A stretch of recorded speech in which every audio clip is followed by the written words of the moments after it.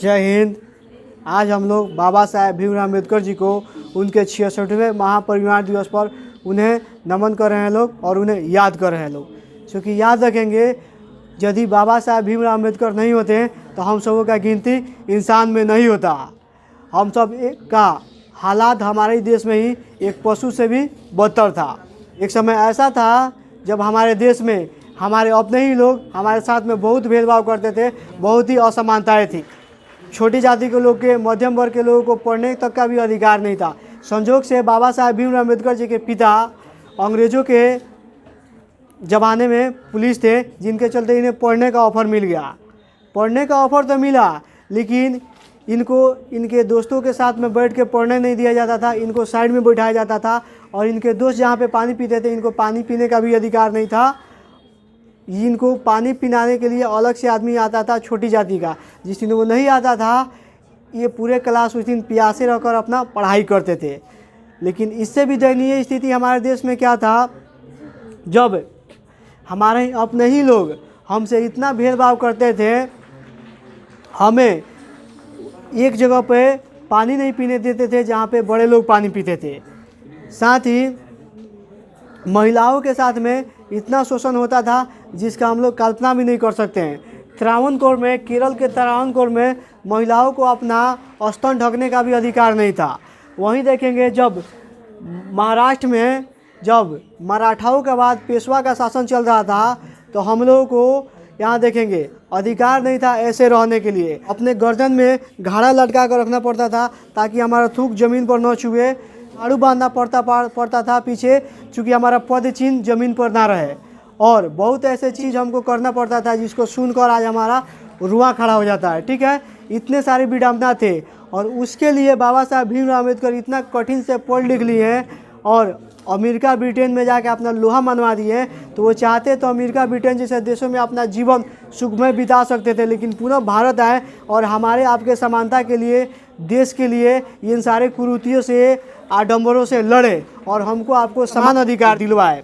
याद रखेंगे, बाबा साहब भीमराव अम्बेडकर जब पढ़ के आए थे, उनको भारत में एक सिविल सर्वेंट के तौर पर काम मिला था। तो उनसे जो जूनियर था उनको फाइल हाथ में नहीं देता था, फेंक देता था। और उनको रूम नहीं मिलता था आज़ादी के बाद भी रहने के लिए। इतने हमारे देश में विडम्बना था। संजोग से एक आदमी उनको रूम दे दिया किराए पर, लेकिन जब उसको पता चला कि बाबा साहब भीमराव अम्बेडकर जी छोटे जाति को है, तो सारे लोग भाला तलवार लेकर आ गए थे उनको मारने के लिए। कैसे कैसे अपना जान बचाए। एक समय ऐसा भी था जो टांगा वाला ने उनको एक जगह जाना था बाबा जी साहब भीमराव अम्बेडकर जी को, तो ले जाने का तैयार नहीं था और उसी रास्ते में षड्यंत्र किया गया, उनको मारने का भी प्रयास किया गया। और इस बीच अमेरिका में, कनाडा में, ब्रिटेन में, अन्य सारे यूरोपीय देश में बाबा साहब भीमराव अम्बेडकर की प्रशंसा होती थी। चाहते तो अपना जीवन सुखमय बिता सकते थे। बाबा साहब कहते कि आज वो विदेशों में रहते, उनको इतना लोकप्रियता हो गई थी जो भूल गए थे कि वो क्या एक दलित है। लेकिन हमारे आपके लिए अपना सर्वोच्च न्यौछावर किए, हमारे देश के लिए सर्वोच्च न्यौछावर किए।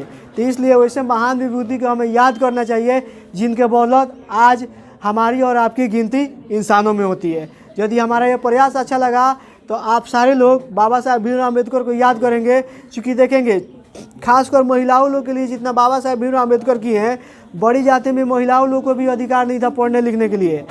महिलाओं के अधिकार के लिए बाबा साहब भीमराव अम्बेडकर ने इस्तीफा दे दिया था। आजकल लोग पद पाने के लिए क्या नहीं करते हैं, लेकिन वो हमारे घर की महिलाओं के लिए, बड़ी जाति की महिलाओं के लिए इस्तीफा दे दिए थे। अब जाके महिलाओं को अधिकार मिला था। आज कहीं ना कहीं महिलाओं पढ़ रही हैं तो बाबा साहब भीमराव अम्बेडकर के चलते ही।